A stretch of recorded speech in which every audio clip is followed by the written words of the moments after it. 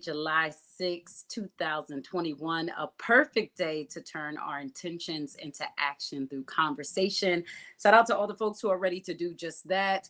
Those of you who are tuned in on 96.1 FM and 900 AM, streaming Word TV on wordradio.com, Facebook Live, YouTube, and Twitch. And of course, everyone who's listening in crystal clear on the free Word app, which is available in the Apple app and Google Play Store. So make sure you go ahead and download that. I hope you all enjoyed your holiday weekend. As you all know, 4th of July is 15 days after Juneteenth. So happy still Juneteenth, but also to those who really got to enjoy the 4th, whether it was downtime, just connecting with family. Hope we all enjoyed that as much as possible, given how much was going on in the course of the weekend and this past week. If you are tuned in, though, over on Word TV via Facebook Live. You already know the deal. Go on ahead, tap the share button, start a watch party. Y'all know we don't just save space. We're totally okay with taking up and owning some too, especially in these internet streets. Today is Thankful Tuesday. A perfect day, actually, for me to come back off of vacation on. Shout out to Keaton D. Nichols and Brother Shamari for holding things down while I took a beat to, refill the cup and all that good stuff. And of course, feeling very thankful for the blessing of being right back here with my Word fam and rocking with Kayla J, who's holding down the phone lines, the board, and everything in between. Kayla J, how are you, love? How you been? Hey, It's been a minute. welcome back. It's been a minute. You all because you're always leaving folks high and dry and Girl, abandoning bye. people. Girl, bye. Lies, and deceit. But I don't know about all that. Say no, but welcome back, Syreeta. Happy Tuesday. yeah, how was your holiday weekend? How was last week? You gotta catch me up a little bit. No, last week was amazing. We had a village conversation about Mm, what the village needs to do, and mm. it was really good. Brother Shamari really held it down, and of course Keaton. We had some fun and some pop culture conversation. Really hung out with our folks. Um, and I thought that was amazing. And this holiday weekend, I told y'all I was going out. I unplugged, and I didn't worry about nothing for I the know first that's time in right. my life. I didn't That's worry. I didn't look at work. I didn't answer any emails from the church, or I just sat on the yeah. patio all day and got darker. Listen, that unplug is so necessary. And y'all know we're more than halfway through the year, which in itself feels just like, are you serious? Like at times it feels like it's going super slow, and then in a blink of an eye, we're already halfway through the year. So that refilling of cup, that pausing, that breathing, all of that is so important. I know while I was gone, it was just all about quality time with the fam. I got to connect with a lot of my out of state family, my sister, my niece, one of my nephews, my dad. You just had a great time with everyone.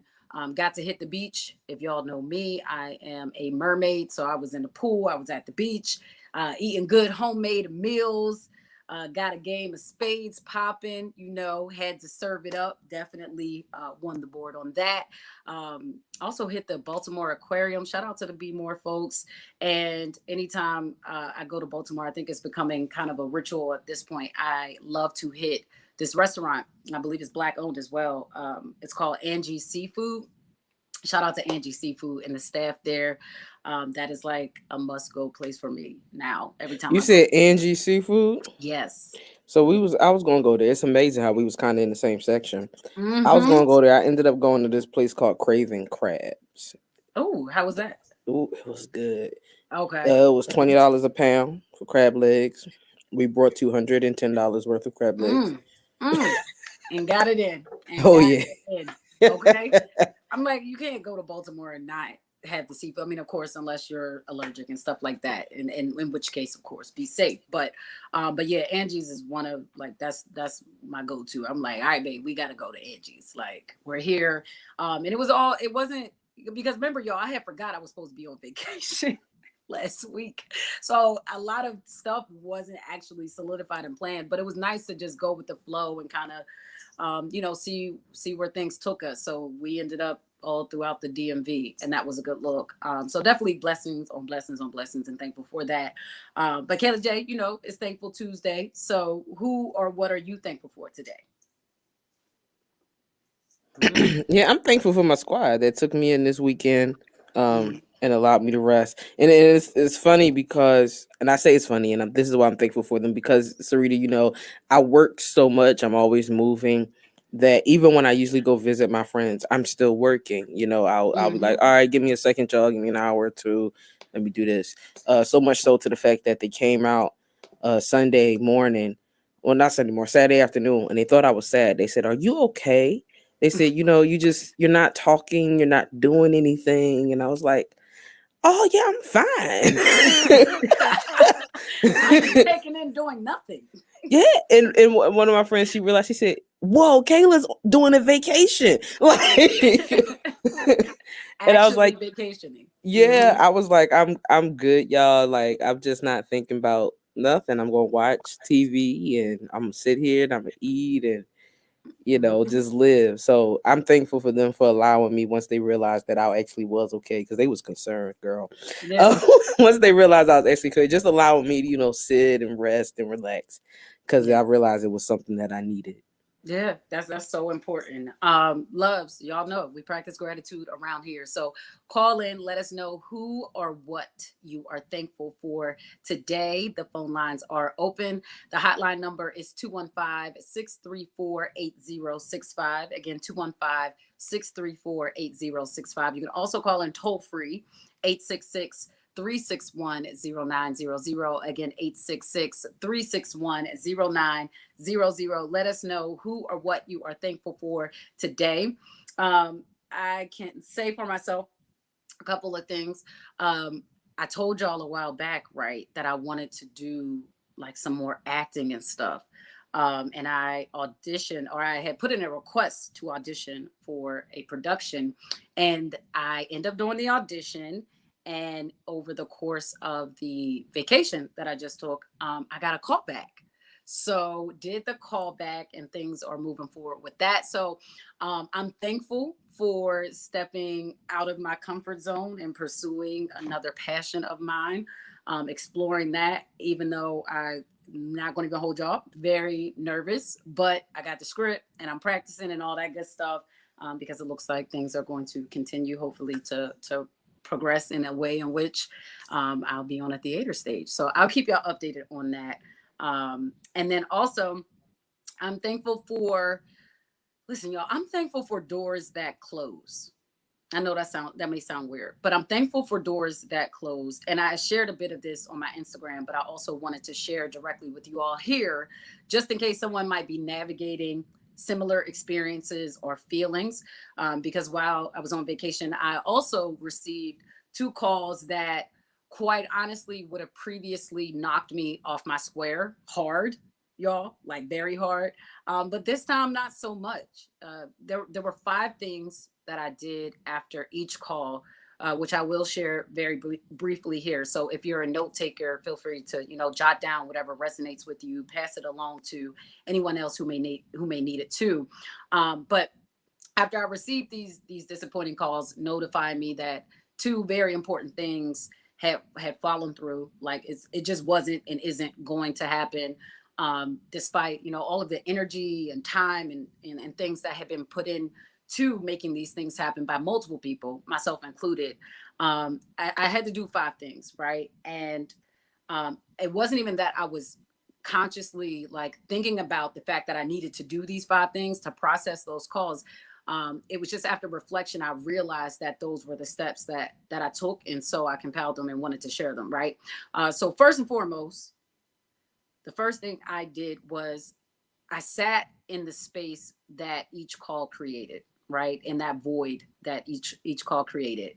And I did that because sometimes physically stopping whatever I'm doing and allowing something to sink in, it helps my mind to remember, like, hey, I need you to make sure you process this, right? Like, heart is not really doing okay, and this may resurface in an unhealthy way if we don't pause a second and kind of really process this. So that was the first thing I did, was just kind of sit in that moment of like, dang, whether it's disappointment or a shock, whatever it may be, is just to sit with that, right?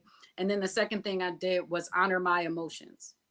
Because of how I'm wired, I have to be really mindful to not just acknowledge all the various emotions attached to the news, but to let myself feel them in those first initial moments. So in years prior, when bad news or something painful occurred, I call it the kill switch. Like, I'd hit the kill switch on feeling anything, right? Just try to numb myself and default my mind and body to just keep it moving, right? Quote unquote, keep it moving. And it helped me to survive back then, right? As a teen, and then later as a single young mom, just trying to, achieve what felt impossible. But at this stage in my life, that no longer serves me, right? I have a strong and healthy support system.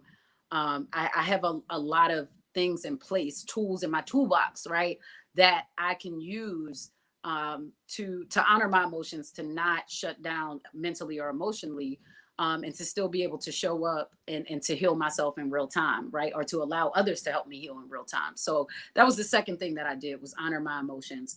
And then the third step was really to focus on the long game, right? And this is why some plays aren't designed for you to win the game. Okay, I'll say that again. Some plays, right? And I said it again. Focus on the long game. Some plays aren't designed for you to win the game. They're actually designed for you to either gain more ground or to apply more pressure.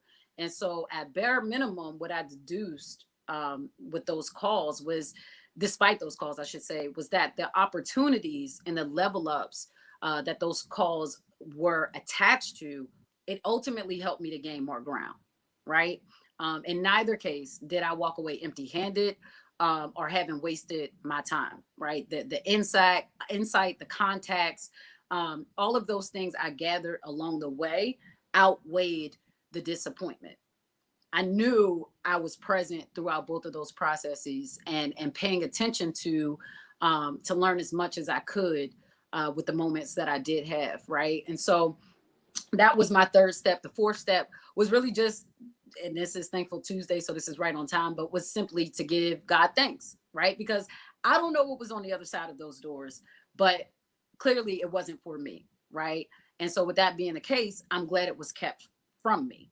And as I wrote in my post, God bless the lap that it lands in, right? That this door opens for someone else. Because what I do know is what's finna be mine is going to be mine. So I give thanks now, even though that may seem a little crazy, right? Because disappointment is real and processing those emotions is real. But I give thanks now because I know I'm living out the quote unquote for me that I prayed for years and years and years ago, right?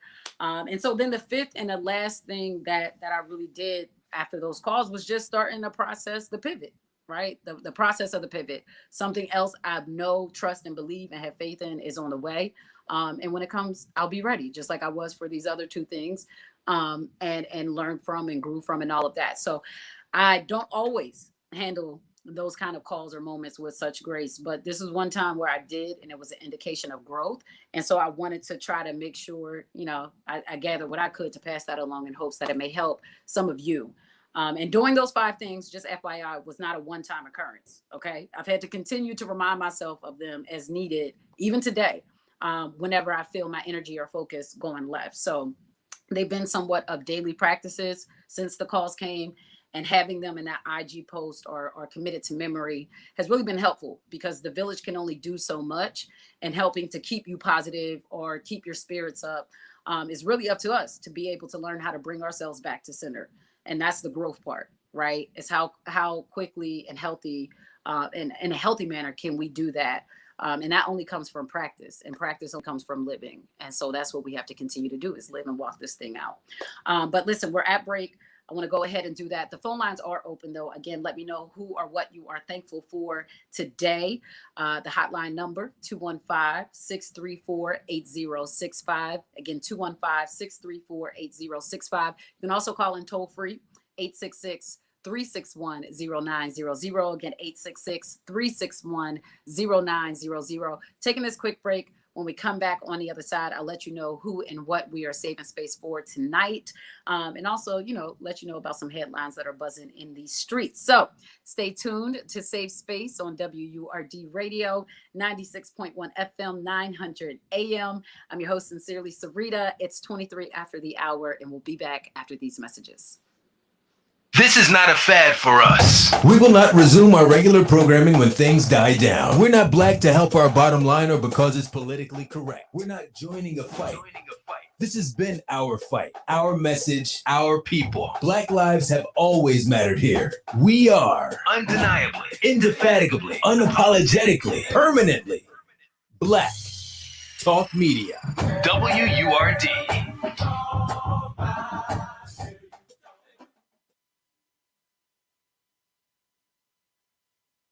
Save Space with Sincerely Syreeta. Sincerely Syreeta. Right now on Word Radio, 96.1 FM and 900 AM WURD. Independent Black Media. What it's all about, a little innuendo. Cause in the end, oh, who knew you wouldn't tend your pun? And there's a certain self-esteem you need to know what you mean. And if you know what I mean, I've never really been that one. You told me to wake up and smell the roses. I hardly got the best of noses. I couldn't read in between your lines. When I know it seems so silly, I couldn't wake up and smell the lilies. Did I miss the boat or is there still time?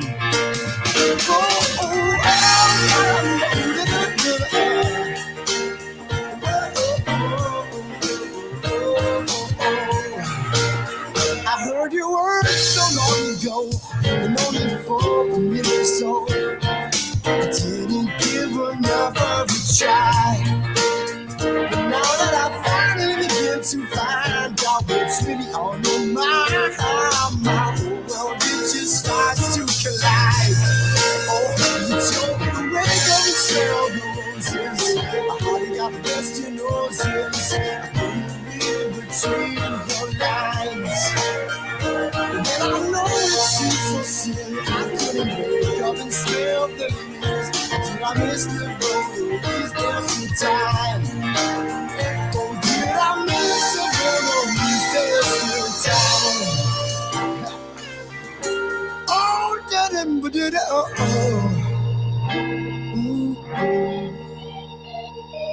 You told me to give you a listen, baby.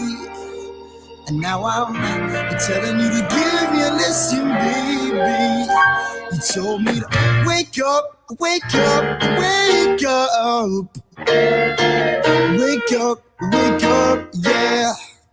And now I'm telling you to wake up, wake up, wake up. Wake up, wake up, yeah. Yeah, I'm telling you to wake up and smell my roses.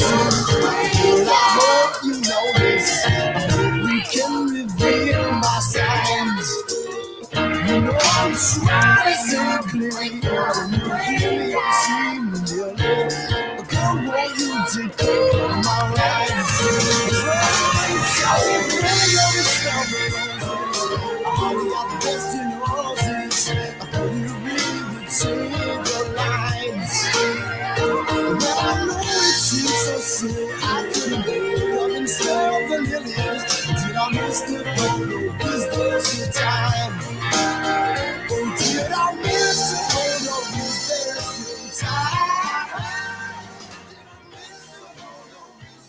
You are back listening to Safe Space on WURD Radio, 96.1 FM, 900 AM.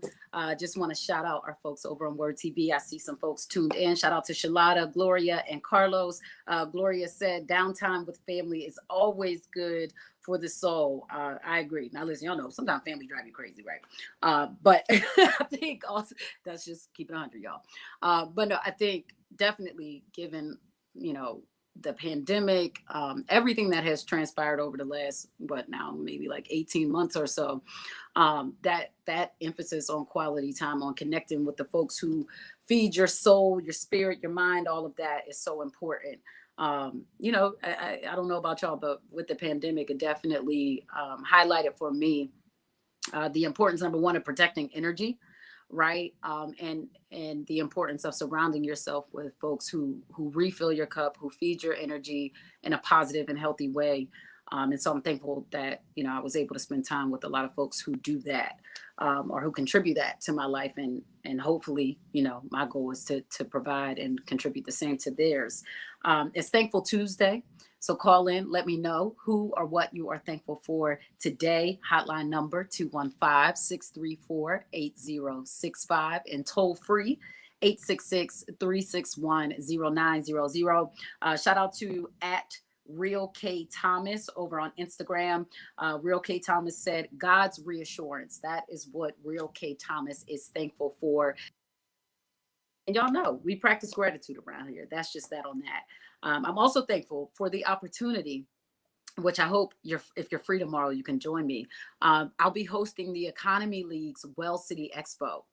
I'm joining them again. I'm looking forward to it. It's happening tomorrow from 5 to 7 p.m. It's a free virtual event.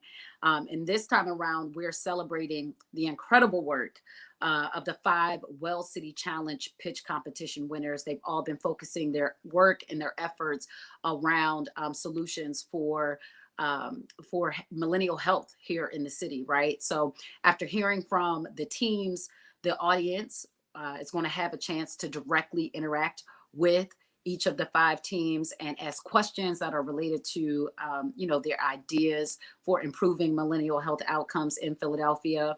Also talk a bit about the incubator that they participated in this past 3 months. And then at the end of the expo, we're going to announce the winner of the grand prize of $50,000 towards their ideas. So if you're free, you can join us tomorrow from 5 to 7 p.m. Please do. You can visit economyleague.org. Again, that's economyleague.org to register for the free event. And I will see you there. It's going down live. It's going to be a good time. So I'm thankful for that. But a little bit about who and what we're saving space for today. We're getting ready to welcome Donald Profit, an illustrator and designer who's going to join us to discuss this design that he created to celebrate, at least my interpretation of it was just Black Girl Magic in the Olympics. And it gained the attention of the masses, particularly amid growing backlash, I should say, of numerous decisions made by the Olympic body that affect Black athletes. So I'm sure many of you have seen it. The Olympics banned the swimming caps made by Soul Cap, which is a Black-owned company that produces headgear specifically designed to help athletes compete without damaging their hair, right? So they banned those. We also have 5 female athletes from Africa that were banned from Olympic events due to naturally high testosterone levels. I believe in at least 2 of the cases, they weren't even aware that their natural testosterone levels were what they are. And then, of course, we have Sha'Carri Richardson, who has been suspended for 30 days from the U.S. Olympic team for testing positive for marijuana following the death of her biological mother, her taking full responsibility for her decisions and speaking to the mental health challenges that she faced in the wake of her mother's transition. And so we're going to talk a bit about that with Donald Profit in just a minute. And then at 8 p.m., our friends from The Plug return to join us for our bi-weekly segment as part of our livelihood initiative. If you don't know, Word Radio has partnered with The Plug to spotlight Philly's emerging Black innovation economy with the intention of attracting more resources and opportunities. And shout out to the Philadelphia Tribune. They recently highlighted our livelihood initiative in our collaboration with The Plug. So if you haven't had a chance to check out our job and entrepreneurship resource hub, be sure to visit wordworks.com. That's WURDworks.com. You can access the Philly Trips coverage our jobs portal, and a whole bunch more while you're over on that website. So we're going to have Hadriana Lowenkron, who is a fellow at The Plug. She's going to join us along with a few folks that we'll welcome tonight. And so first, Hadriana and I are going to chat with Sylvester Mobley of Coded by Kids. They have this great initiative that they're launching that is really designed to create a new playing field for Philadelphia youth to compete, right, on a tech front as part of a team. It's called the Innovation League. So we're going to chat and learn more about that exciting news. And then we're going to close out our time with our friends at The Plug, chatting with Philip Michael, who is CEO of NYCE Companies. It's a New York-based media and fintech investment platform. And so through his company, Philip is seeking to establish Silicon Valley. That's what they're calling it, Silicon Valley. It's a real estate project that is looking to combat the ills of gentrification while fostering wealth creation for millennials of color. So we have some great conversations lined up this evening. And with that, I believe we have Don on the line. So Donald Prophet, illustrator and designer. Hello, love. Thank you for being able to save space with us today. He's joining us via video. So just a reminder, Don, make sure you're off mute. And yeah, hi, how are you? Look, they're going to mute. It'll try to get us every time. Let me see. Can we hear you now? All right, it's still not coming through. So I want you to, let's see if we can work on that back. There you go. Hey, how are you? I can hear you now. So listen, Don, let folks know a little bit in your own words about who you are and what you do. I'm an artist from Queens, New York, and I do digital illustration, painting, stuff like that. Got you. All right, so Don, I came across your work. Someone on, and I'm sorry to the person, I cannot remember. I follow a lot of people on Instagram, but someone had reposted this design of the Olympics. Like, y'all know how it usually has the 5 rings, right? But instead of the rings, it was bamboo earrings.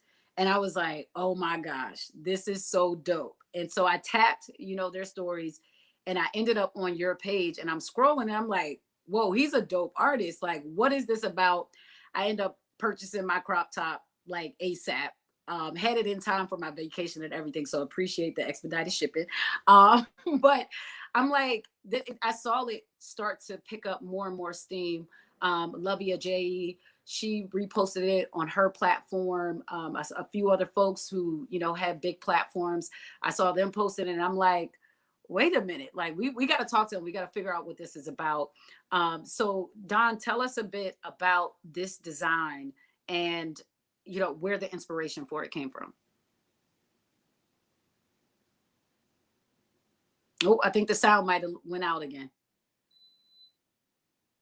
Tech don't be. Dang, what's wrong with this? It there does. We go. All right, so I was doing Uber, and I was just thinking, man, what could I make that could represent the Black woman? Because you kept seeing the stories.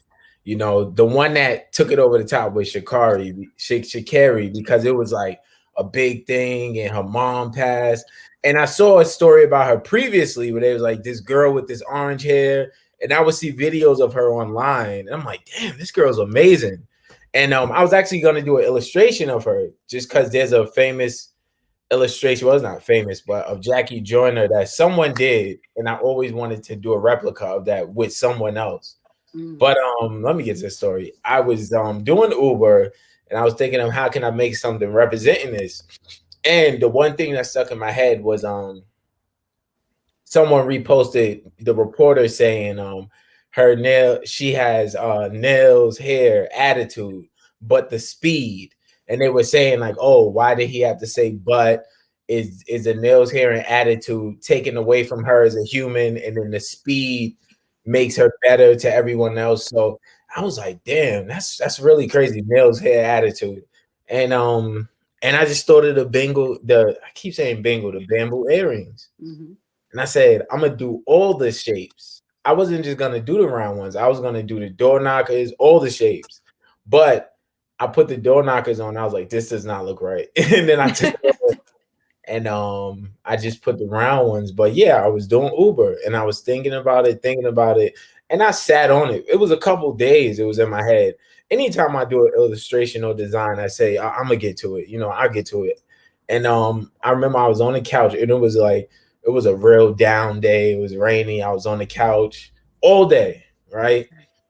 I wake up, I said, oh, let me get to that design. Did the design real quick, posted it.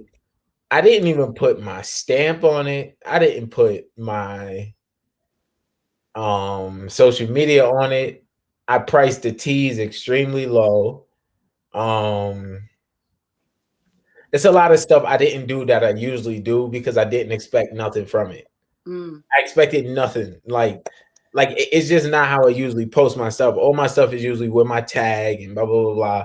But that I don't know why that day I just didn't give a F. Where I was just mm, like, I'm just gonna put this up and tease. I'll make them $18. They just be some throwaway joints. Like that's literally what I thought of them. Like mm. there'll be some throwaways. The next thing I know, I was about I, to say, when was that? When did I you start post noticing? Like, wait a minute. I posted it. I put my phone down. And then I knew it would get comments because everybody was like, yo, this is hard. Yo, this hard. Yo, then it was like, yo, you should copyright this. Yo, you should copyright this. Yo, somebody gonna steal this. Yo, yo, yo. And I was like, whoa. And then I put my page on private. Mm. And then all these people was messaging me, yo, I want to share it. I want to share it. I want to share it. I was just like, F it. I just put it on. I just put my page back on business, and I started letting people share it again, and it was just crazy. Yeah. So what has been the response? I mean, had folks reached out to you? Because like I said, I saw started to gain traction on some bigger platforms. So were there folks that maybe you didn't expect to repost it, or folks that reached out to you and you were like, oh wait, this has kind of gotten big? So a lot of the people I didn't know who they were. Mm-hmm. Other like women had to tell me who they were because it was all female like influencers and this and that. All I knew they had a blue check. So, I see no blue check. So it was like Loves, that means verified on yeah, I was Instagram like, and all Twitter. right, You got the blue this check. person is somebody, and I seen a blue check, and it was just like yeah, it was crazy. It was dope. I started messaging a lot of the people that liked the photo to get t-shirts and stuff to them. A couple of them answered, a couple of them didn't. Like Steven Jackson, you see him now with this whole Rachel Nichols thing. God, Mm-hmm. but him, he's just like straight up did it. Other people, other females answered. I'm not gonna say because they I wanted to be a surprise because y'all might Okay. see them with it on. Yeah. But yeah, a couple of them are really like former Olympic runner. Oh my god, I can't remember her name. Is Mimi something. Mm. She answered. Yeah, it was real good. It's real good. I like the response. A lot of women saying they feel seen. I didn't think it was that deep. Like a lot of people think artists think so deep. Sometimes you just think my thing is what's the most clever and simplest thing I can make? Mm. It has to be clever and very simple, extremely simple. And Yeah. so like it's a game almost. And it doesn't it isn't every idea that you have to do or that I do. It's not every big story that I think I'm gonna do this. It's just like before you probably wasn't following me when I did the NBA Nah logo where I switched the N to be in the A out for NAH and I put the ball down and the man was gone. And that was like really cool. That made a lot of noise. And when I did that, I was just in the gym. I was in the gym. I was watching the NBA, and I saw Milwaukee Bucks and the Los Angeles Lakers aren't coming out, or it was Milwaukee and some other East Coast teams. They was like they're not coming out, and I said, man, that would be dope to do. Um, I I thought of remove the NBA man and put be back later or back for lunch later, Mm. one of those signs. And the sign looked corny. And I just said, you know what? Let me switch out NBA for nah and drop the basketball. Mm. And Yeah. that made a lot of noise, but nothing like this t-shirt, nothing like this. Yeah. Yeah. So listen, I want to take a quick break, but loves, if you're just tuning in, I'm chatting with Donald Prophet. He's an illustrator and designer, and he created this, as you just heard him speaking about, this design that was just highly received, specifically by Black women, me being one of them. That it celebrates, it pays homage to the iconic symbol that is the bamboo earrings, right? And I don't even have mine on, but I have the bamboo earrings with my name in them. Y'all know that this is just a part of our culture. It's a part of the pride that we have in our culture. And he took that and interposed it with the Olympic logo and replace those rings with the bamboo earrings, just to really exemplify, to celebrate the presence of a Black girl magic, right? Of Black women in the Olympics, in the 2020 Tokyo Olympics. So we're going to keep this conversation going, but if you want to join the conversation, call in.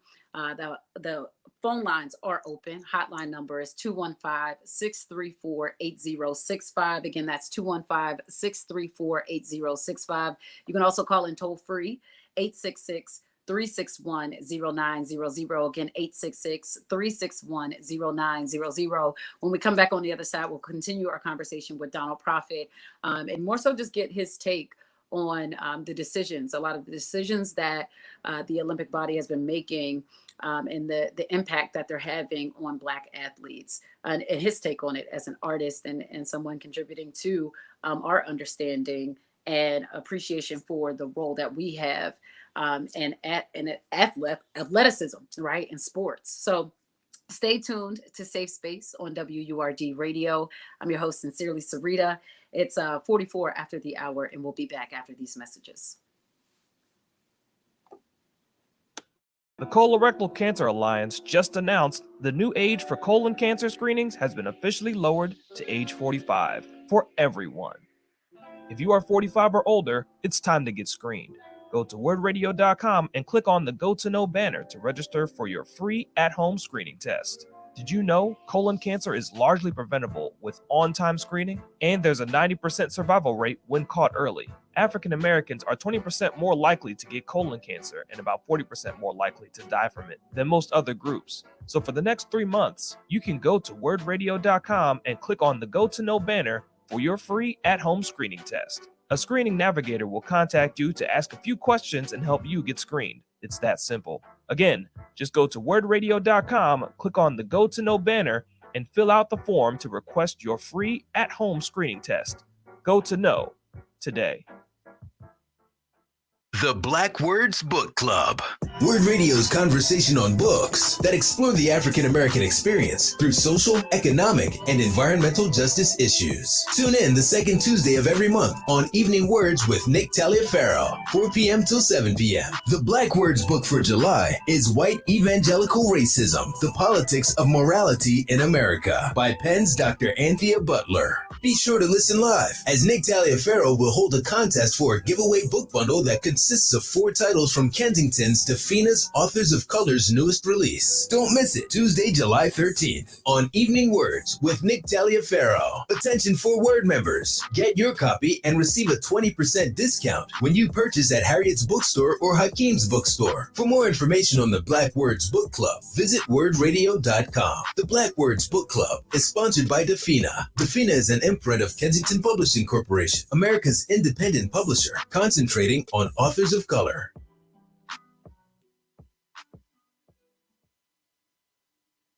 Save Space with Sincerely Syreeta.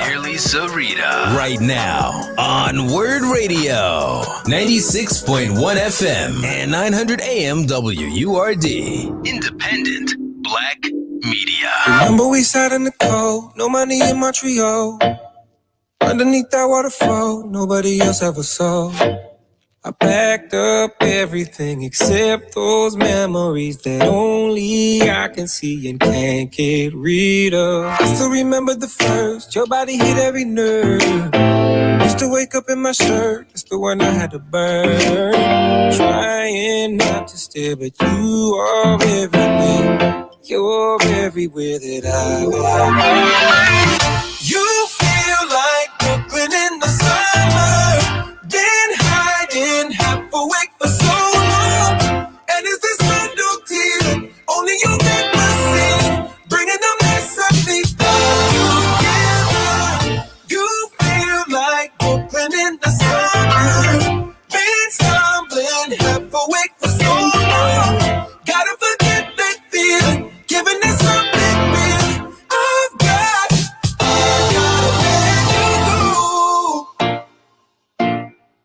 gotta let you go. This morning I walked to the train just like you did every day. You are back listening to Safe Space on WURD Radio, 96.1 FM, 900 AM. I'm your host, Sincerely Syreeta. We are chatting with our guest, Donald Prophet, an illustrator and designer, continuing our conversation.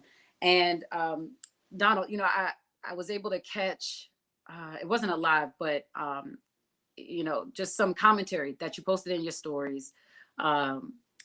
Just kind of it seemed like reflecting on and processing a lot of the decisions that the Olympic Committee has been making.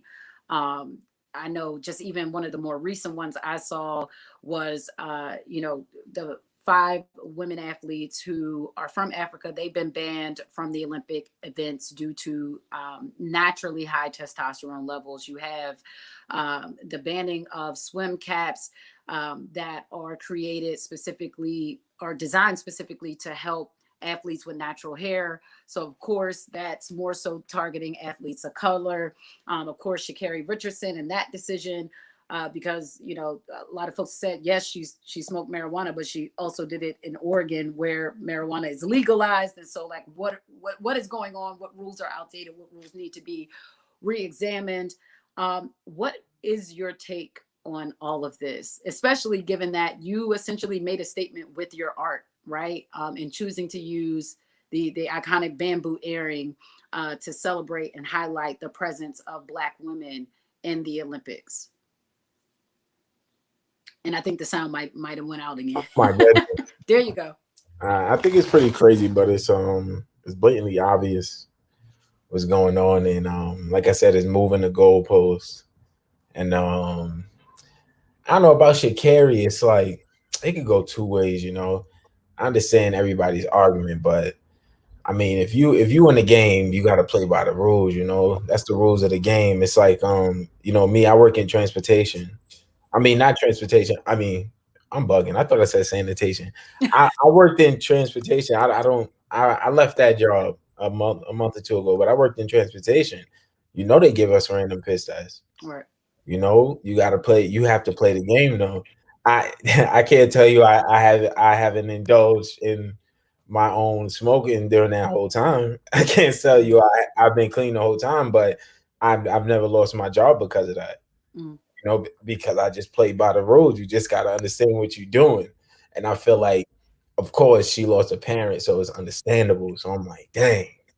But it's like somebody has to be around and say, yo, we're not doing that. Like, let's go have a drink, or let's go chill, or just go do something, go destroy stuff, go to the gym. Like, I just wish she didn't do that, because Lord, this Olympic athletes, this is what they bank on. This is what they bank on. It's still amateurism. So if it's not this, the other 3.5 to 4 years, what you doing? Working and competing in other tournaments. But it's amateurism. It's not like they getting paid, but after one Olympics is all you need. Look at Gabby Douglas. She did one and she left. Simone is like on her 3rd or 4th. Gabby needed one. She's gone. She's good. She's on the Smoothie King downstairs. Or it's just so that's the one thing that I don't get. It's like it's every 3 to 4 years. This is your life. Like every 3 to 4 years, this is your life. That's what they bank on. I watched a story about the young lady that was on the reality show. She was a hurdle jumper, and she had the issue with her spine. Lolo Jones is her name. Look it up.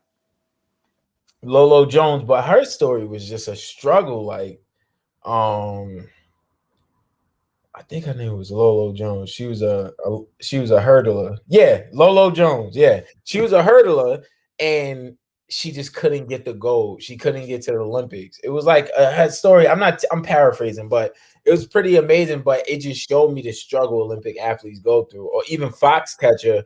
I'm going way off topic, but that was another story about the DuPont family. But that guy ran a ranch full of Olympic wrestlers, and they were so desperate to just compete, but not have to work and struggle while doing it. They put up with his craziness. But that just relates to me talking about how important the Olympics is to some of these athletes, because it's a struggle to maintain that for 3.5 to 4 years until the next Olympics. So that's the one thing I say, like, I just can't be like 1,000% with her, because I was in a business where you had to be clean, and I did what I had to do to enjoy myself but keep my job, for a minute, a long time. So I don't know. I'm on the fence with that, because Yeah. I do indulge. I'm a 420 guy, but also it's like I know how to skirt the rules. Like I've done it. So I Gotcha. don't know. I mean, I think it's brought to the forefront a lot of questions, especially when it comes to sports. But within sports, around mental health, wellness, and what supports are in place. I think it's definitely highlighted that, given the passing of her biological mother, and how she, as a young woman, early 20s, is processing that, and seeing other, specifically Black women, speak around, or speak to the point of mental health, wellness, and whether they're being supported or not Yeah, by committees, by the leagues, whatever else the case may be. But also raising that question around, what are we, like, legalization, and what that means for for other industries and how things are interpreted. But right. knowing that your focus, your background, your passion is art, what do you ultimately view your art as a vehicle for? Because like I said, in the midst of all these conversations, your art made a statement, and it resonated with folks who saw and continue to see so many Black women, just literally winning in sports. Yeah. So yeah, how do you view your art and the statement that it makes, the vehicle that it is? Yeah, someone said that it's like it's like the way Black people see the Olympics through that scope, like just that way, like it's bringing them closer to Olympics, and I think that's really cool. Like I say, all I thought it was clever. That's my main goal, clever. Like that's my favorite thing. It's like almost interpreting sarcasm visually. It's like just being super clever. So but and like I said, a lot of Black women saying, "I feel seen, I feel seen." I'm like, damn, like this is serious business here. It's like, I was gonna whoa, say, how did that feel for you as a I Black feel man? seen. What the fuck? Seeing Black women respond to your work It's like that. like it's beautiful, But it's like I don't want people to think I'm some type of savior. Like he's the voice. He's the voice, because it's like you still have your struggles, not only as a Black man, but like with Black women in your life, like with everything isn't peachy with your mom, your sisters, the girl you may have in life. So it's like I don't want people to think I'm just like, oh, he's just so awesome and cool. I'm still how they say, flawed, even with my relationships with Black women. But I will say I stand by them 100%. Like I real talk, I throw down, I've done it, so it ain't nothing, But yeah, I can honestly say that yeah, I don't want people to think it's like, yo, he speaks, he's the voice. It's just a part of me. It's definitely me though, 100%. Like, yeah, Black women over over anything, like real talk. As a Real Black woman, talk. appreciate that. Well, listen, I know I got to get ready to let you go, but for folks who want to check out the merchandise, who want to support your artwork, all of that good stuff, what's the best way for them to do that, to stay connected with you and follow the journey from here? Because it sounds like you got some surprises that's coming down the pipeline. So Yeah, I want to keep it going that serious. I want to keep it going. My slogan is not going back, not turning back. But I don't know, I just have some cool stuff I'm gonna make. Just keep following the news and like just base it off of that. The media, the news, and everything else fuels my creativity. So it's like, long as people out here acting crazy and doing stuff, I'm gonna keep making. I'm gonna gotcha. keep creating. Real talk. Gotcha. All right. Well, I'll drop your social out here. Loves, if you want to connect with Donald Prophet, you can find him on Instagram. He is DON, right? Don Yeah, underscore Prophet, PROPHETE. I'll spell yeah, that one more time. PROPHETE. So yeah. Don underscore Prophet. If you want to check him out, follow him on Instagram. And then he also has his website, theprofitart.com. And again, the Prophet, PROPHETE, art.com. And with that, Don, listen, thank you so much for being able to save space with us today. I'll definitely continue to follow the journey and support. And yeah, just more power to you. Appreciate you. All right. This was Yes. awesome. Yeah. All right, loves, we're going to go ahead and take a quick break. But when we come back on the other side, we'll be welcoming our next and final guest of the evening. Shout out to our friends over at The Plug. You can head to wurdworks.com. That's wordworks.com right now to learn more about our livelihood initiative. If you're an entrepreneur, an employer, or you're seeking employment, you definitely want to visit the website. Check out our jobs portal. Check out the latest coverage of the livelihood initiative and our collaboration with The Plug that was done by the Philadelphia Tribune. Shout out to Ayana over there and the entire Philly Trib team. So yeah, wordworks.com. All right. Taking this quick break, you're tuned in to Safe Space on WURD Radio, 96.1 FM, 900 AM. I'm your host, sincerely, Syreeta, and we'll be back after these messages. Apparel on Germantown and Lehigh Ave. Open from 9:30 to 5:30 Monday through Saturday. We have the hottest selection of boys' dress suits and casual sportswear for boys sizes 2T to 20. Men, let me tell you, we got in a large shipment of straws from Stetson. We have new linen and dress suits. Biggest selection of Stacy Adams shoes. Get an extra word 10% discount.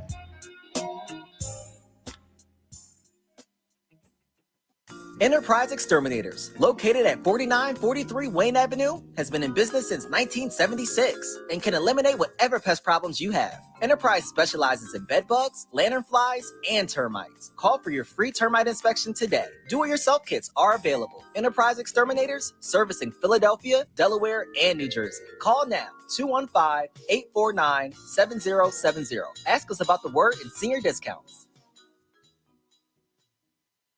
Lifting every voice till earth and heaven ring. This is Word Radio, 96.1 FM and 900 AM WURD Philadelphia. Black Talk Media.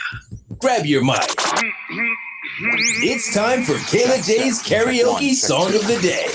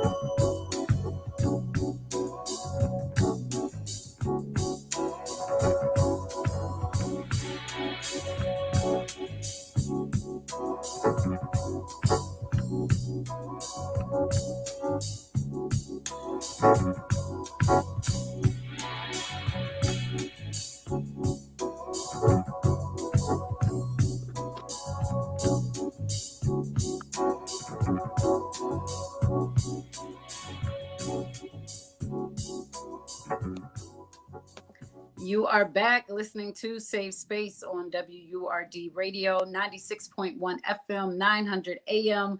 I'm your host, sincerely, Syreeta, and it's Thankful Tuesday. So do make sure you call in, let us know who or what you are thankful for today. The hotline number is 215-634-8065. Again, that is 215-634-8065. You can also call in toll free, 866-361-0900. Again, 866-361-0900. And with that, we're going to go ahead, keep the show moving, and welcome our next and final guest of the evening. Our friends from The Plug return to join us for our bi-weekly segment as part of our livelihood initiative. Word Radio, y'all. Y'all know we're continuing our partnership with the plug in our efforts to spotlight Philly's emerging Black innovation economy. Our goal is to attract more resources, more opportunities, all of that good stuff. And so who better to do that with than the first daily tech newsletter for Black Tech Innovation News. So tonight we are catching up with Hadriana Lowenkron. She is a fellow at the plug, and we also have some other folks that we're going to be welcoming, first of whom is Sylvester Mobley of Coded by Kids. But first, let's bring in Hadriana. Hey girl, hey, how are you? I'm doing well, thank you. How are you? It's been a bit. It has. I did vacation last week, which we usually would have had the plug on last week. So we switched some things around, and thankfully we're still able to make it work and make sure they were here to join us. So Hadriana, let's catch up. What's been going on at the plug? What have you been working on? Fill us in. Sure. Well, I think we're excited. To welcome what I've been working on recently later tonight. But I have had the opportunity to do some reporting and interviewing with Philip Michael, who has just done so much with tech and real estate and working to close this wealth gap that is so prevalent in society. So that'll be exciting coming up later on. And of course, always in the loop with what's been happening over at Coded by Kids. And they have some exciting stuff going on right now that we're about to find out about. So been doing the same old. Yeah, and with that, let's go ahead. Let's bring in Sylvester Mobley of Coded by Kids. Sylvester, always great to have you joining us. How are you? And I hear there's exciting news happening with you all. So fill us in. Hey, I'm good. How are you? Good. Great that we all can be together again, virtually, of course. So I saw that there's a press release that rolled out with concerning Coded by Kids and you all's One Philadelphia initiative and the Innovation League, something that's coming with that. So tell us a bit about it. We're trying to get people in the city as excited about tech and innovation as they get about sports. So we're putting tech and innovation in the same context as sports. So the same way kids can join a basketball team or a football team or a baseball team, kids are now going to be able to join the innovation teams in their communities. And innovation teams will compete against innovation teams in other neighborhoods, and kids will be able to win cash prizes as parts of these innovation teams. Nice. So kind of break down what an innovation team is and how this whole thing functions. What do you mean? What is an innovation team? Like we're making it up as we go along. So what we've done is we looked at what are the processes, what are the things, the frameworks, what types of stuff would someone need to go through if they were starting a tech or innovation-driven startup. And we broke it out into challenges and said, okay, each team is going to work through the same processes. They're going to use the same tools, the same methodologies, the same thought processes they would if they were starting tech and innovation-driven startups, and they're going to compete against each other. So the innovation team is basically a team of young people. Some may have tech skills, some may not. It's also designed so that kids of various skill levels can come and join the team. And it's really meant to give young people an opportunity to learn about innovation and learn how innovation can be just as competitive as sports, but also learn how innovation, the stakes can be just as high as the stakes in sports. Got you. And one thing I'm really loving about this model, the way that you all are approaching this, is that innovation is literally shaping our young people's lives, right? Whether it's the social media that they use, how they're experiencing school, like of course we saw during the pandemic, and the way that tech has risen to the occasion, to put them in a position where they really do get this opportunity to be an innovator, I think is so cool. And really preparing them for the future that they're building, they're going to build. Hadriana, I want to bring you in.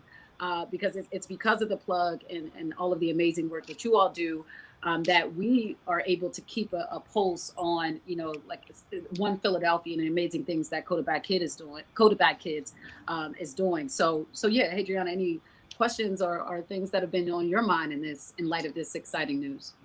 Yeah, I'm thinking actually if we could maybe even take a step back. I know we've had Sylvester on a bunch to talk about all the great work that he's doing, but maybe just for some newer viewers, Sylvester, is there kind of, a one-liner, or how would you really describe kind of the work, generally speaking, that you're doing with Coded by Kids, and then how One Philadelphia has also, come a long way. So can you just kind of talk a little bit about, where you've been since you were last on, and yeah, what you've been up to, and just for anyone new here, really what it is that you're all about.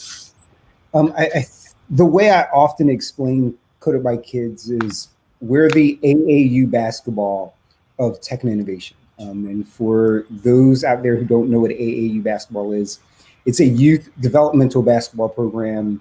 And if you look at the NBA, everyone from LeBron James to Kobe Bryant came up through AAU basketball. We approach tech and innovation the same way. So, we're taking young people and giving them multi-year progressive developmental pathways where we're teaching them not just technology, but the skills that they need to be CEOs and CTOs of tech startups. So we focus on preparing underrepresented young people for leadership positions in tech. But within that, we do have a deliberate focus on preparing them to start venture capital-backed startups. So that's kind of what Coded by Kids is and how we approach the work that we do. And everything we're doing, everything within our approach is really, how do we really treat the development of tech and innovation talent with underrepresented people the way sports function. So even the Innovation League honestly gives us an opportunity to scout new talent. So we're able to look at kids and see, this kid is really good at this, or this kid is really good at ideation, this kid is really good with understanding product. And then you can pull them into things and start to be very intentional about preparing them for the next step. And I would imagine that's essentially like contributing to the building of a pipeline of opportunity, for them to enter careers, to really think critically in terms of their next steps in academics, et cetera. So with One Philadelphia and with the Innovation League, who are some of the partners that are involved in helping to make this happen? I know the Coded by Kids Village is super strong and growing every day. But are there any other players in this that are really helping to make this possible? There are. We're fortunate to have a ton of partners who are supporting us, backing us, helping us. Definitely want to call out Comcast, Bank of America, the Linfest Foundation, the Philadelphia Eagles, the School District of Philadelphia. There are a lot more, and it's hard to name all of them in one sitting, but those are some of the key partners that we have. Yeah. Even hear you, mention the Philadelphia Eagles. I don't think that folks always think of the Eagles in tech as necessarily tech and youth, right? That intersection. What for you all made the Philadelphia Eagles, a partner that needed to be in on this?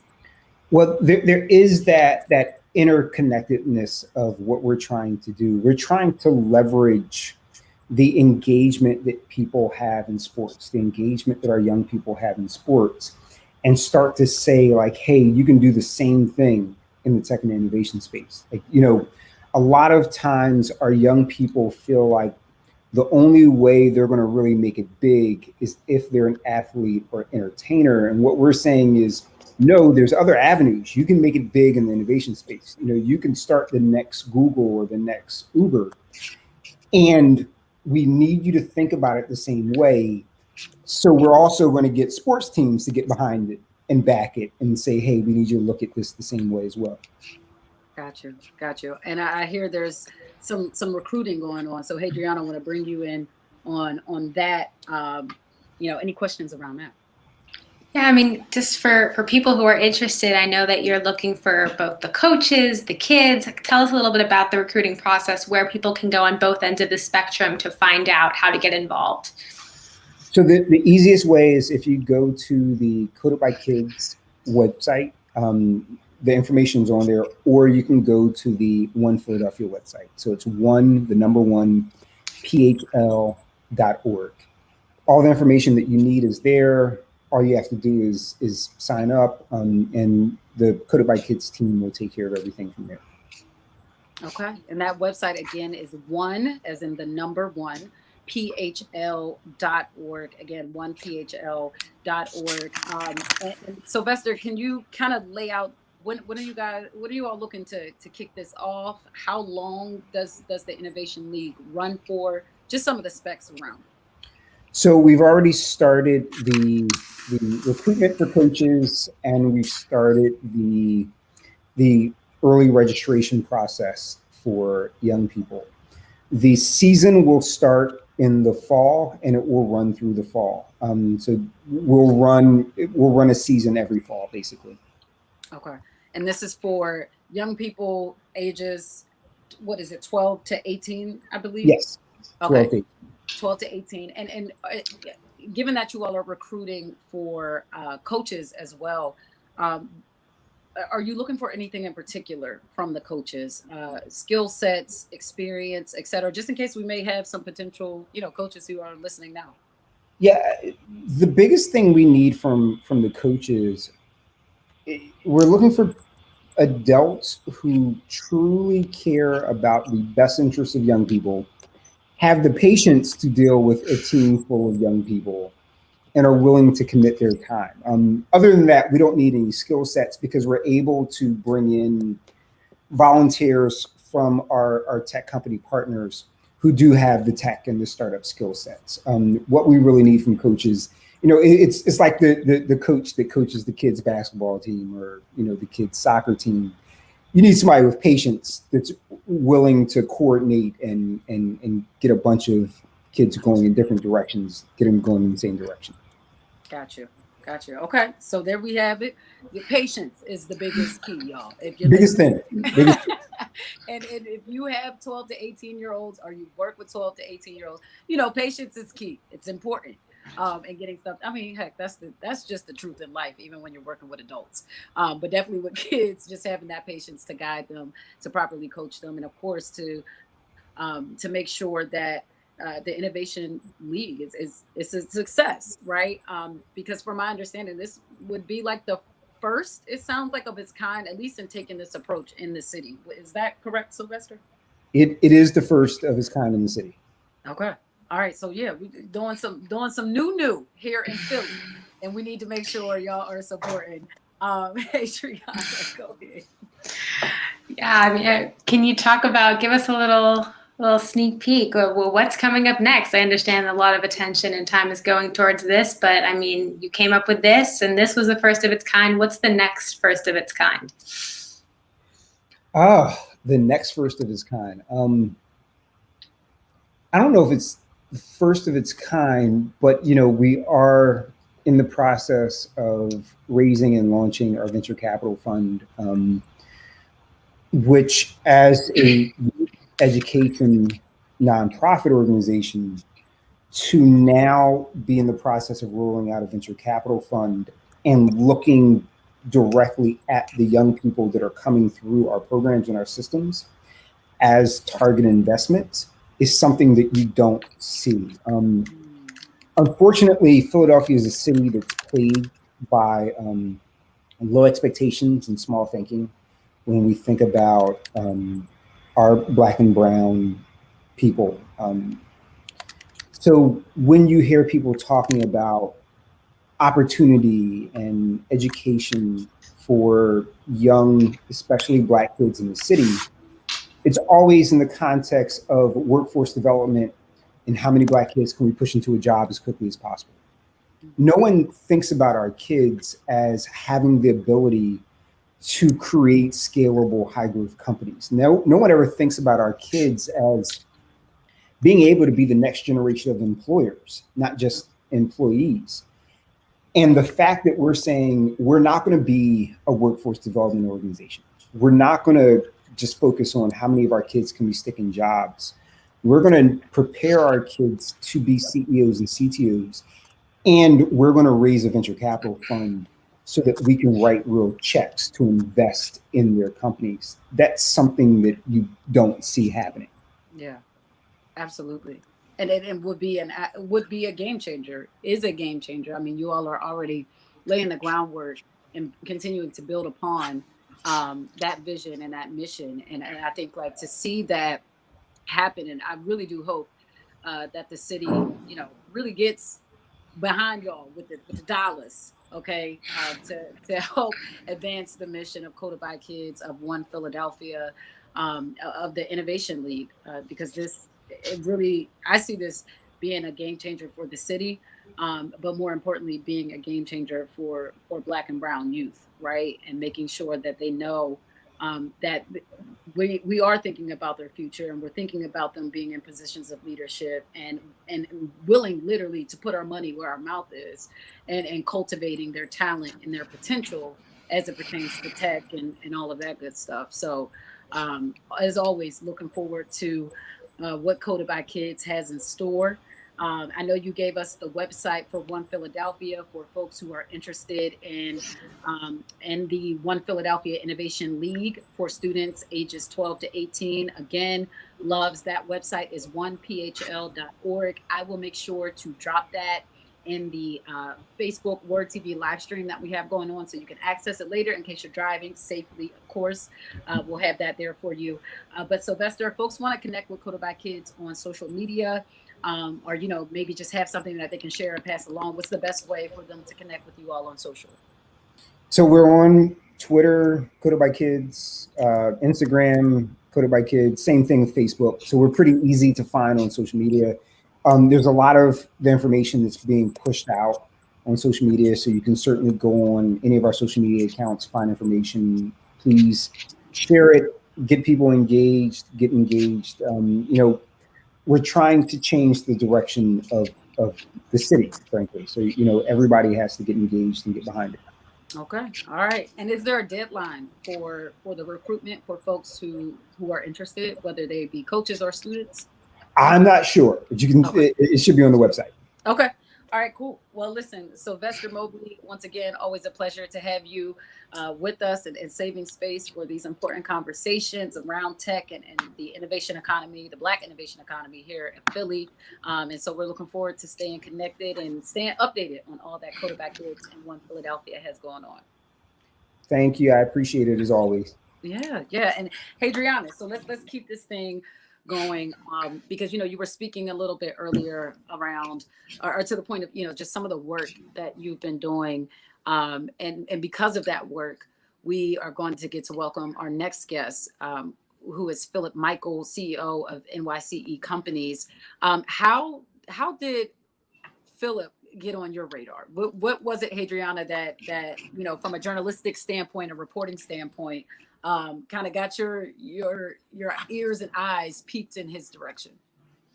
Yeah, definitely. I think actually most of it came from the Penn student aspect of me, just because the project that I focused on, Temple One, and which we'll learn more about, essentially this kind of little tech hub, a living tech hub off campus of Temple University, sparked my eye, just because Penn is near Temple. I'm looking around, seeing what other universities are doing, and I read more into it and all of the kind of work and sociology that's going on behind it, looking at kind of the wealth gap, generating wealth, gentrification, all of that good stuff, and thought, he is someone that would be great for this segment and great to get a chance to speak with and spotlight here. So great to see you again. How are you? You might be muted. Sometimes tech the one is. Hello, how are you? Yeah. Good. How are you? Hey, Philip. I'm TU alum all day. TU. So learning that you were going to be joining us, and that this is something that is tied to in some ways my alma mater. Definitely, excited to learn more. So Philip, Michael, listen, let folks know a little bit in your own words about who you are and what you do. Well, so in short, we have a real estate tech company where we have an app that's similar to Robinhood, except that you can own a piece of real estate for $100. And in addition to owning that piece of real estate, it's a real estate portfolio that we built. One of the cornerstones of that portfolio is what we're building by Temple University. So we're building a tech hub right by campus, where the idea is not just to have students. I mean, I can go into this forever, but back in the day when you would, if you were looking for a career, the way you get a job, the way you become employable is by having experience. So in lieu of experience, you can go to college, get a degree, and that's how you get your VIP admission ticket into a career.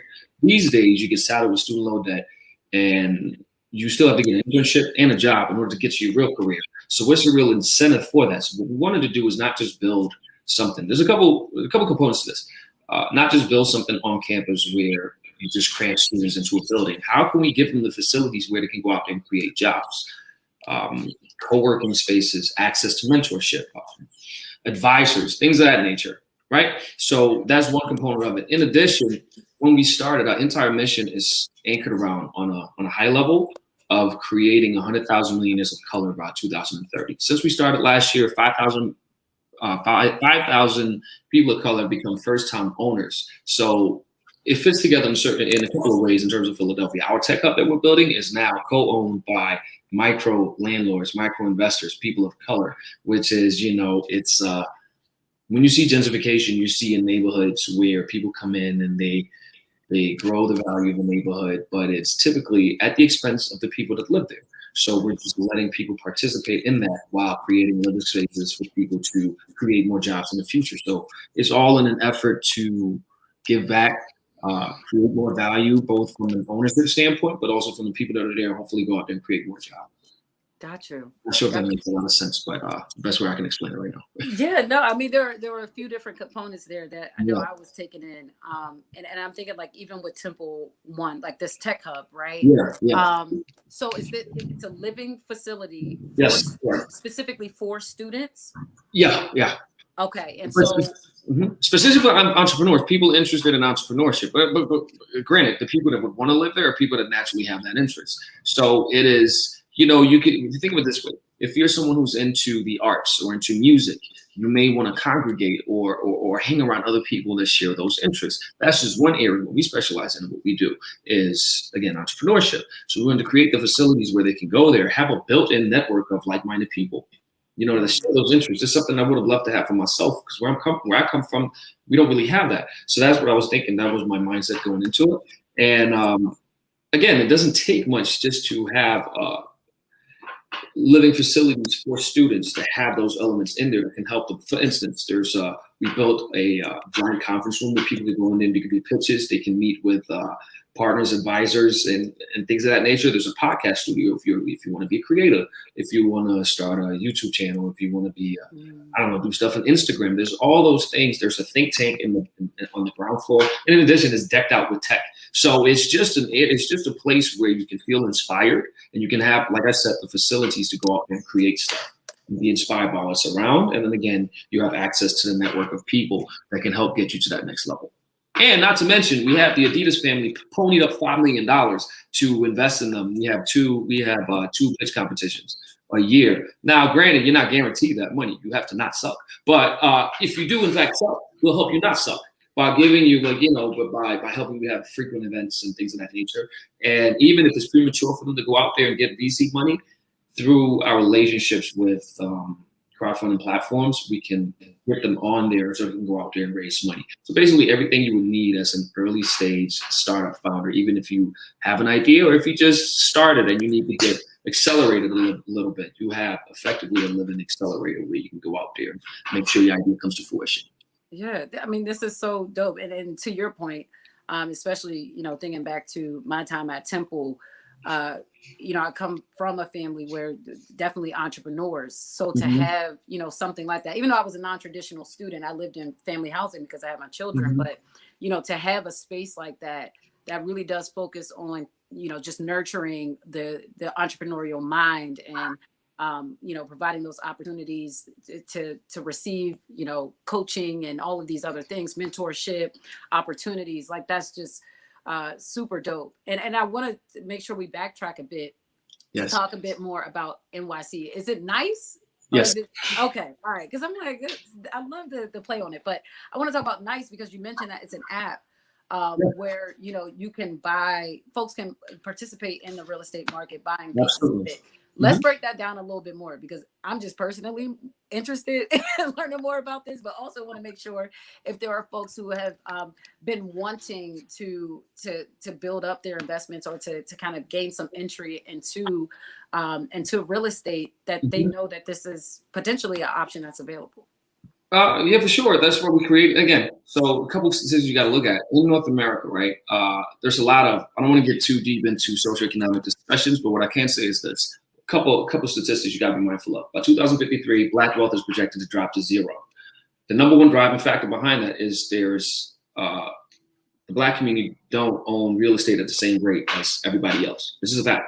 And then lastly, 90% of millionaires, give and take a few percentage points, are made from real estate ownership. So it doesn't take much of a rocket scientist to figure out what it is that drives the wealth gap at its core, right? So then it becomes a matter of, we can attribute it to why it's like this, to a number of things, but this is what the reality is right now. So what we set out to do is, when the pandemic hit, we decided to carve out a small portion of the real estate portfolio to sort of get people, because everybody was worried about losing their job, losing their lives, losing their homes. There was just this mass state of dystopia, fear. Everybody, when lockdown happened last year. So I said, you know what, let's try and offer something positive. So I began to put out videos on Instagram that blew up, went viral. Next thing you know, I have 100,000 followers on my profile. We set a record for the fastest real estate company to hit $1 million in microshares sold. And we broke our own record this year. So that suggests to me that there's an interest when it comes to people of color in owning. So it's merely a matter of bridging that gap behind, okay, how do I do this? How does this become attainable? And how does this make sense to me? So I think we help bridge that gap just a little bit in the microcosm, because I think we're seeing it. We're seeing a lot of people that are first-time investors in the stock market, things of that nature. So that's what we did. And again, one of the projects that people then could own is the tech hub that we're building. So it sort of like feeds itself. The people that own are first-time owners, the people that live there are first-time business owners. And even if it turns out their business falls flat on their face, at least they understand the perspective of an employer, and that makes them more employable. So it's just this cycle of mutation of prosperity, as I call it. Like try to contribute to the bottom line in a healthy way. But again, and not at the expense of anybody. Locals can own a part of it. So, and frankly, I do this also so people can again have the option, have the access, because it's typically been just reduced to what's called accredited investors, people that make $200,000 or worth $1 million or more. So give people access. So if you really truly want to participate, you can. And as I always say, I don't even really care if they invest in ours. I really do, as long as people invest, because that's what matters. And then more people can start to begin to set the foundation for their financial future. They can pass it down to their children. They'll start to be around other people that share those type of mindsets. Just look how quick that virus spread. It mutates very quickly. The inverse can happen here. And I feel like we in the microcosm is an exemplification of just that. Got you. And it sounds like really just building out the ecosystem, strengthening the ecosystem, and making sure that the very folks who are impacted by gentrification can also stake a claim, right? Yeah, absolutely. Absolutely. Generational wealth. Got you. Loves, if you're just tuning in, just want to run it back. We're chatting with Philip Michael, CEO of NYCE Companies. That's NYCE Companies. It's a New York-based media and fintech investment platform. And we're talking about really with what I'm hearing is called Silicon Valley, right? Just a real estate. They call it Valley, but yeah, sure. But they're really looking to combat the ills of gentrification while fostering wealth creation, as you just heard Philip experience and expanding on for millennials of color, for folks of color. So I want to bring in Hadriana Lowenkron to this conversation. And Yeah, Hadriana, like you've been listening. I know you working on a piece that'll be coming out soon that highlights Philip. But at least in this moment, based on all that Philip has just shared, what's on your mind? Yeah, definitely. The piece actually aired a few days ago, and I had sent it. I'm sending it to you again now. It's, but so that's something we could drop in as well. But I think what stood out for me, listening to Philip, what you're talking about, the access and educational aspect and the engagement. I'm wondering if you could talk a little bit about your work with, or your platform Tribe, and how it kind of builds a community so that those who have never invested before and have no idea what they're doing can take advice from you. Can you talk a little bit about your work there? You're dropping your videos, you have all that content. Tell us what that community is like and how people can get involved. Well, it's basically just an extension of everything that we do. Again, we built up a real estate portfolio, so I allow, again, and that portfolio is vetted because it's like I put up all my money to do it. So it's not like I raise money to build it. I am taking out a portion of it and allowing people to buy into it. For instance, Temple One, people invested at $1 million valuation. 3 months later, they priced at $2 million. And that was very deliberate because I took out a small portion, but to ensure that they got a healthy, positive experience and they got like a win. So that would encourage them to continue to do that. Now, in terms of the Tribe, that's really just as a community for all of our investors and people that follow my stuff on Instagram, where they can come in and network with like-minded individuals. We have been doing weekly events since last year. We were doing daily lives in the pandemic for like 90 days straight, and then we go, you know what, let's just bring them into the community. So it's really just a way to get people in. But once you're in, what do you then do? Now look at Robinhood. They had a lot of people, the first-time investors, they gamify the experience, which is cool. But then people are really left to their own to figure out what to do.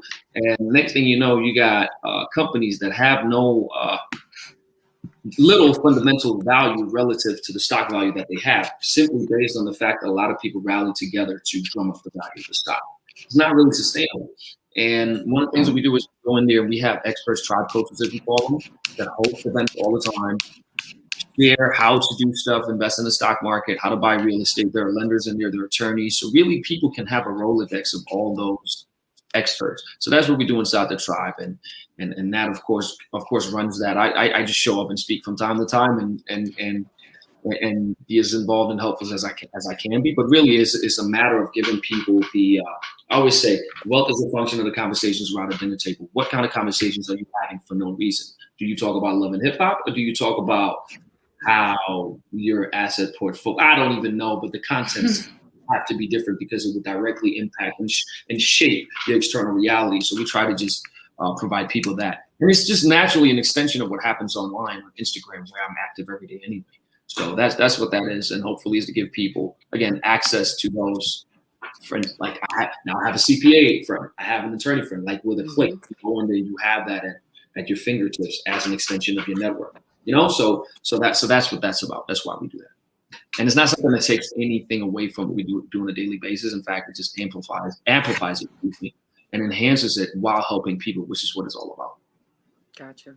I'm curious to know, like, how did you get into this field, this space? What was it about real estate that attracted you to it?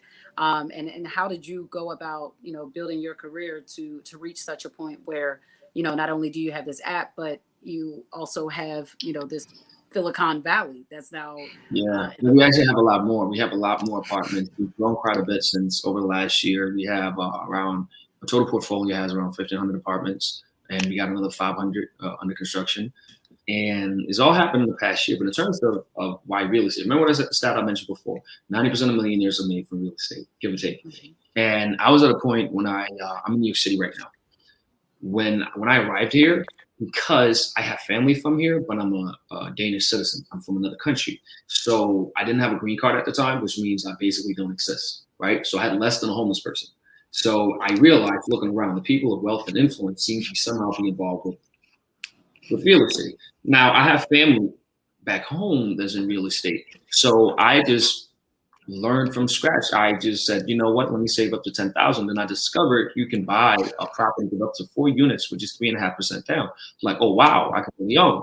And then it just sort of went from there. So I literally started from scratch without knowing anything. The best teacher is experience. You cannot read your way to, it's like getting in shape. You cannot read your way into fitness. You have to put in the miles. You cannot, it is with anything. So I literally just went through it, and I to this day don't know what a square foot is. I don't really know what an inch is because I don't think in that system, but I can tell you how it relates to money because I've learned that.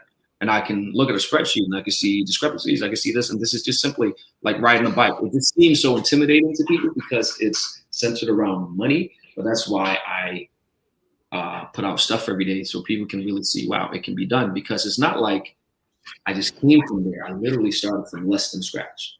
And that was 5 years ago, and I went from having literally nothing to like 2,000 apartments. So, and an app that's like, and I say this with the utmost humility and modesty, but we've outperformed every Series A company that's similar to ours that's raised 15, 20 million, like it was nothing. And we haven't raised any venture capital, and that's by design, because I don't want to relinquish control and like sell. Not saying it's selling my soul, but I want to make sure that I champion the people that I created it for, and make sure that they have they're protected first and foremost, which actually goes into what we just announced a few days ago, that we will be taking our shares to the public markets where people can own a piece of not just the real estate, but our technology, our intellectual property, our community, everything. And it's powered by this is a rabbit hole, but it's powered by the blockchain, which makes sure that we can track and prevent institutional investors, the Wall Street whales, from coming in and outbidding our micro investors who we created it for.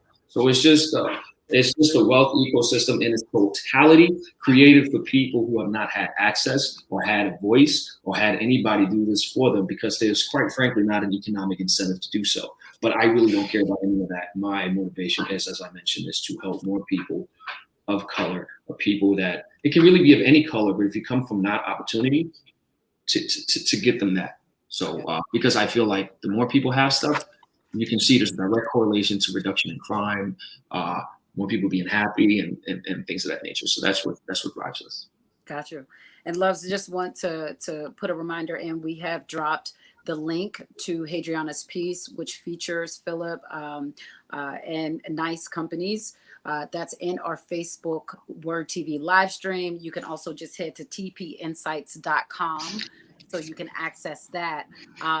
But, Philip, I did want to circle back for those who download the app, who choose to do like this micro investing. How does that system work, right? If I, have $100, right? And I want to put that towards trying to own this piece of property. Right, what is the process then for me to see a return on that investment? And what does the average return look like?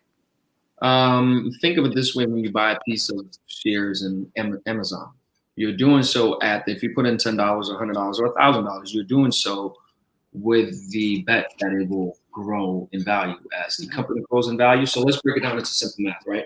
Let's say you have one property, and let's use the math from table one, $1 million. And let's say this is not the case here, I'm just saying for the sake of the math, and it has 1 million shares. If you buy 100 shares, you have $100 in that, right? So now if it goes up in value, so does your piece of that pie. Makes sense? Again, I can break it down even simpler. Think of a pizza pie. If it's $10, but you slice it up into 10 pieces, that's $1 each, right? And then, so that's the logic. But what we typically see with things like this is we're doing something where people can buy into Temple One in the fall. That's something we're exploring, where you can get a piece of the rental income. The ones who invested beforehand, that's more similar to a growth stock. You bought it at this valuation, and now it's worth more. Therefore, your stock is worth more. And then with real estate, it's not as liquid as if you buy Amazon. So that's why we're doing the thing that we're doing this summer, to allow people to get liquidity. And one thing that I will say, the people that invested last year did so in the nice portfolio. They did so at a $25 million valuation, and it is now trading at a $50 million value. So that's in a little over 12 months, they'll see a return like that. And Temple One, they'll see a nice return as well. So then there's a redemption date where they can cash it out. So that's something we're working on. But in addition, we're working on putting in REITs on the app as well. So you both can have the illiquid assets of a property. Because granted, if you buy into a development project as it's being built, it's not generating cash flow. The score comes later once it's built, and that's where the value gets unlocked. So it's locked up for a period of time. So we want to counterbalance that by having publicly traded REIT where you can go in and out as you want to. It's just by having a nice balance, a nice mix of both. So, but to answer your question directly, you buy in at a certain price at the hope it'll be at another price, and yeah, just like as you would in Amazon and Tesla, anything else. Got you. Okay, I know we're getting short on time, so Adriana, want to bring you in for final question. Yeah, I mean, we had talked about this question too, but I think it's still something that everyone should know. And hopefully by now you have that answer. I mean, if you could give that one piece of advice, what would it be to those who maybe want to be in your shoes one day? Just begin. And if people doubt you or don't believe you can do something, find better friends. Plain and simple. Best thing I could say is, and I use this to police and audit my own circle. I only want people around me who I am a fan of them and they're a fan of me, right? And people who I know will brag about me behind my back. That's really my litmus test. Like, will this person brag about me behind my back? Then we're friends. And it's not like an ego thing, but you should, because if we don't admire one another, what value are you really providing to that person? What's that person providing to you? So you got to really be, and sometimes that comes at the behest of the sacrifice of not being friends with people that you grew up with. Sometimes you outgrow your circumstances. So that's what I would say. Just do it. Don't be afraid.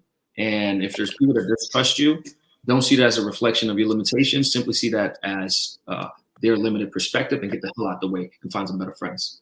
I'm moving to Temple One where you'll have those friends. There you go. All right. Well, listen, Philip, let folks know for those who want to learn more or follow the journey of nice companies or connect with you on social. What's the best way for them to do that?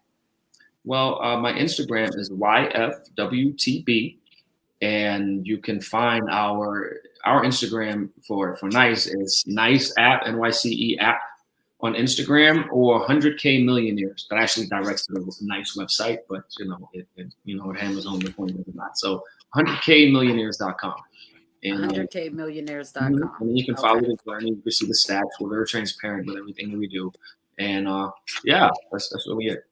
Okay. All right. Well, listen, Philip, thank you so much for being able to save some space for us today for this great conversation. And Adriana, you want to let folks know, of course, how they can check out your latest piece for the plug and, where they can continue to follow you and stay in contact with you all as you continue to do the people's work when it comes to the Black innovation economy and tech.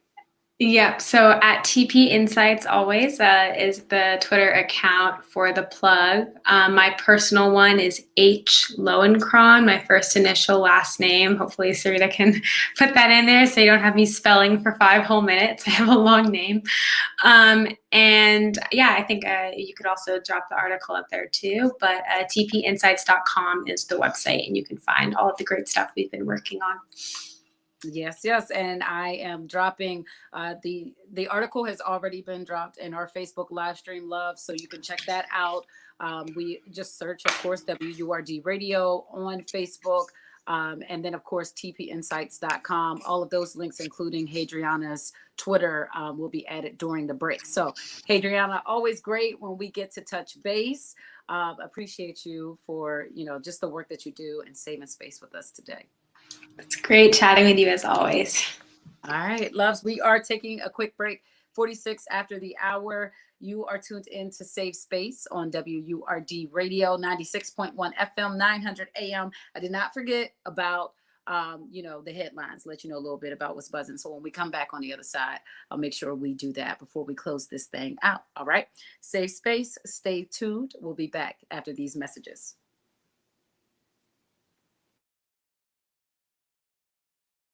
Career Accelerator program. In just 7 weeks, learn new career skills, earn industry certifications, and connect to manufacturing companies who are hiring. To see if MCAP is right for you, call 215-770-7101. That's 215-770-7101. MCAP is brought to you by Drexel University's Goodwin College of Professional Studies in partnership with EDSI Incorporated. MCAP is an equal opportunity program. Diverse candidates, including women and people of color, are strongly encouraged to apply. The Word Radio newsletter, keeping you informed, engaged, and connected. Sign up by visiting wordradio.com. Scroll to the bottom of the page and type your email address under Connect with Us. You'll receive the latest information on Word Radio, messages from our president and CEO, Sarah Lomax Reese, exclusive articles and multimedia content, and resources. Stay informed with the Word Radio newsletter. Hey, Word family, did you hear? It's official. The Colorectal Cancer Alliance just announced the new age for colon cancer screenings has been officially lowered to age 45 for everyone. If you are 45 or older, it's time to get screened. Go to wordradio.com and click on the Go to Know banner to register for your free at-home screening test. Did you know colon cancer is largely preventable with on-time screening? And there's a 90% survival rate when caught early. African Americans are 20% more likely to get colon cancer and about 40% more likely to die from it than most other groups. So for the next 3 months, you can go to wordradio.com and click on the Go to Know banner for your free at-home screening test. A screening navigator will contact you to ask a few questions and help you get screened. It's that simple. Again, just go to wordradio.com, click on the Go to Know banner, and fill out the form to request your free at-home screening test. Go to Know today. Want the latest in Word swag? Check out the shop tab on wordradio.com. Hoodies, tees, and more in a variety of colors. The shop tab on wordradio.com. Show the world that you're all about black. Talk media. Save space with Sincerely Syreeta. Sincerely Syreeta. Right now on Word Radio. 96.1 FM and 900 AM WURD. Independent Black Media.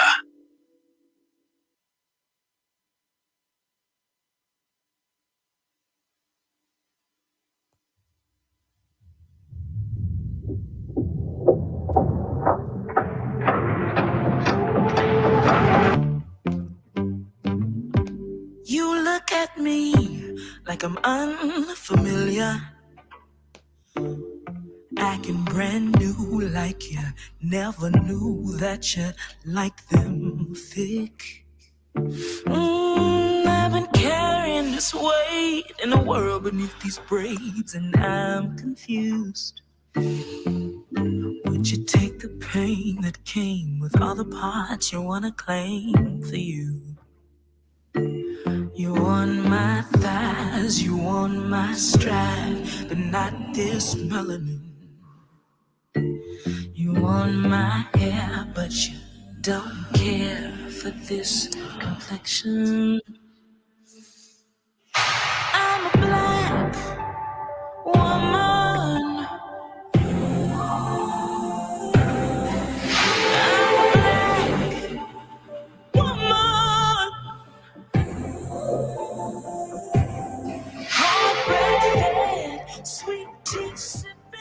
You are back listening to Safe Space on WURD Radio, 96.1 FM, 900 AM. Just about time for us to get out of here. We have about 5 minutes left, but phone lines are open in case you want to hurry up, try to get in. Let us know who or what you are thankful for today, because it is Thankful Tuesday, and y'all know we practice gratitude. Just want to shout out some folks. I had a chance to hop over into our Word TV Facebook live stream. Shout out to Tina, who was tuned in. She said, good evening, Philip, Michael, Sincerely Syreeta, and all. I am familiar with your book and offerings by way of the time you spent with Tiffany, the Budgetnista. I am one of your investors, and I have your book, Good Information. She appreciated the interview and encouraged folks to buy Philip's book, Real Estate Wealth Hacking. So, Tina, appreciate you for tuning in and sharing a bit of your own experience. Shout out to Miss Jean. Said good evening to all, Syreeta, Kayla J, all of your special guests and Word family and friends. She said, thanks for sharing the empowering financial, family, and educational information on the Safe Space platform. And she went on to add that on Thankful Tuesday, she is thankful that she knows that she needs to give thanks daily in spite of circumstances beyond her control. And so that is what's up, right? Sometimes we just all need that reminder. That's that. Before I get out of here, like I said, wanted to make sure a couple of headlines were on your radar, and want to shout out WHYY. They previously reported on this in early June. But just in case you may have missed it, Philadelphia is suing the state, okay, suing the state of Pennsylvania, including Republican leaders in the General Assembly. And they're doing so because they want to enact its own gun control measure, right? Because state law makes it illegal for the city to pass its own legislation, which would help curb gun violence. So this news actually picked up a bit more steam today. And that was due to State Senator Sharif Street, who unfortunately his 21-year-old nephew was murdered over the weekend. He called for the setting aside of partisan politics so that we could actually, begin to curb the gun violence. And so State Senator Street, along with other state lawmakers, spoke out against the decision to set aside $7 billion, right, in cash reserves. And that $7 billion is comprised of federal stimulus dollars and excess revenue. But spoke out against that decision to set aside the $7 billion in cash reserves instead of spending that surplus, even if just a bit of it, on services and programs to help taxpayers, mainly, to help reduce gun violence. And so, according to city data, more than 50 people have been shot since the start of July, right? And at least 10 of them have died from their injuries. More than 1,000 people have been shot so far this year, which is roughly a 24% increase over the same time last year, making it the deadliest in 3 decades. So as many of you know, last month, President Biden announced that Philly will be one of 15 cities to participate in a collaborative force tasked with working with one another and the administration to share best practices and evidence-based solutions, right? But many of Pennsylvania's state lawmakers gathered today because something needs to be done now. And we're sitting on $7 billion in cash reserves now. And there has been a decision to not use that money to help curb the gun violence, help reduce the gun violence. And in response to Republicans' decision to stockpile that money, Senator Vincent Hughes asked the question today, how many more must die, right? How many more must die? And it's a question that, as our elected officials, they play a major role in determining, right, the resources that we have on hand, how they are distributed, how they are used. So how does it feel for us as a community to know that there's $7 billion in cash reserves, and that money is not being put towards the prevention of gun violence, right? Reducing gun violence, keeping our community safe. And not only that, but that there is legislation in place that prevents the city of Philadelphia from being able to enact its own gun control measures, right? So these are some of the questions and the challenges that we're facing in the city, in the state right now, as the bullets continue to fly. And so I know my prayer is that we get to the solutions and answer a whole heck of a lot more quickly than we currently are right now. And that whatever pressure we need to apply as a community, we do so, and making sure that the resources we have are being properly used. So we'll continue to keep our community updated on these developments and explore the ways in which we can help, whatever we can do to help move the needle. And shout out to all of the various Word Radio hosts who have been covering this, and any and every story that is relevant to our community, to our well-being, to our safety, to all of that and more. Of course, that's far more than what we can cover in the short time that we have together, but thankfully we have a whole village that is doing this work. So continue to keep your dials locked to Word Radio all day, every day, so that you can make sure you are informed, in tuned, and inspired, right, by all that is happening. We know we're facing a lot of challenges, but we also have a lot to celebrate as well, right? And so we got to walk this thing out. And with that, I want to go ahead and thank our guests for making today's show possible, right? Shout out to Donald Prophet, Hadriana Lowenkron, Sylvester Mobley, and Philip Michael. Much love and appreciation to Kayla J for holding down the phone lines, the board, and everything in between. And of course, much love and appreciation to you for making every single show worth it, right? If you haven't already, make sure you follow Word Radio across all platforms, at Forward on Facebook, at Onward over on Instagram and YouTube. You can check me out on IG and Facebook as well. Sincerely, Syreeta, Syreeta. And Kayla J is at KALAJ_music nerds. Keep it dialed locked to 96.1 FM, 900 AM. Up next is Keeping It Real with the Reverend Al Sharpton. And we're right back here tomorrow, same time, same place, for another edition of Safe Space. Until then, though, I'm your host, Sincerely, Syreeta, reminding you to taste your words before you feed them to someone else. And always, always, always, y'all, empathize, empower, and evolve. Peace. Turn the music up to keep from crying. Wait till the sunshine. Please don't let the darkness keep me low halfway to the home base, yeah. Like a field